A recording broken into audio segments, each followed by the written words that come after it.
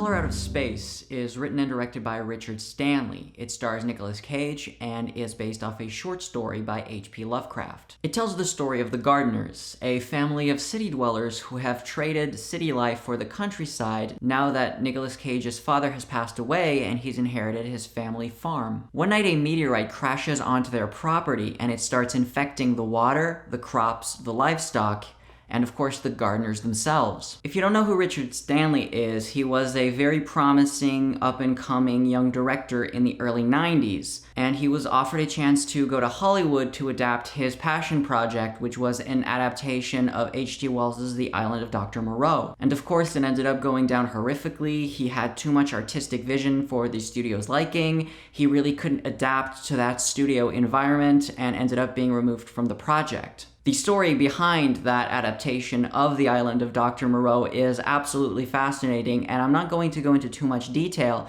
because it's covered in a really interesting documentary called Lost Souls, the story of Richard Stanley's Dr. Moreau, and I strongly encourage everybody to check that film out. It's really interesting, it's hilarious, there's some great anecdotes about Val Kilmer and Marlon Brando being absolute assholes, particularly Val Kilmer at the height of his star power. Ultimately, what ended up happening is he got removed from the project and moved to the countryside in France and wasn't to be heard of for the next 20 or 25 years. And this is the first film he's done since then. So intrinsically, that was what was really interesting to me from the outset. And if you add to that Nicolas Cage, who is one of the either hammiest or one of the best actors of our generation, if he's channeled properly, as we've seen in Mandy, as we've seen in Bad Lieutenant Port of Call, New Orleans.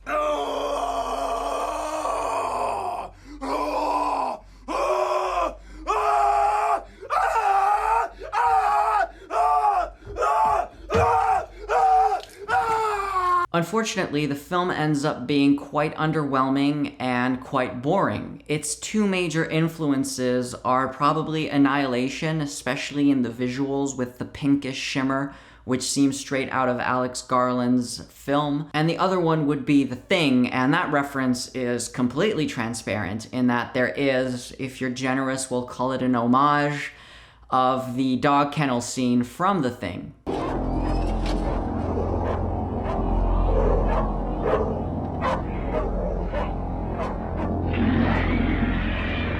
But the truth is, you are far better off re-exploring Annihilation or The Thing rather than sitting through this. It may be worth it once it hits VODs to go check it out just for some nice Nicolas Cage moments. He does have some fun moments where he hams it up. It's certainly not enough to get you through this very dull experience that's more reminiscent of the Stephen King TV movie adaptations from the 90s than Mandy, for example. So as always, thanks very much for watching the video. Please be sure to hit the like button if you like the review, subscribe if you're new, and until next time, see ya.